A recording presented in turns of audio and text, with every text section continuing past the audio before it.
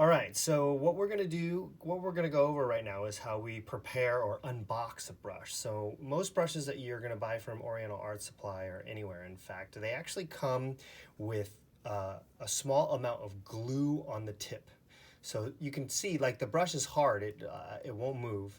So what I'm gonna do is I'm gonna get a little bit of lukewarm water, not too warm. You have to remember that these are natural hairs, so you don't want to do anything to these that you wouldn't do to your own hair. So you don't want to scald it with very hot water, okay?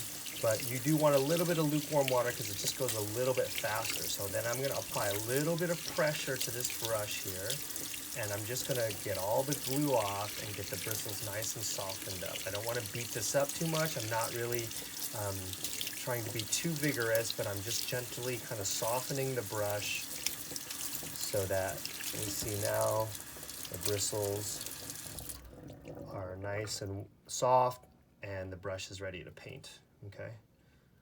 So that's basically how we do it, and there you go.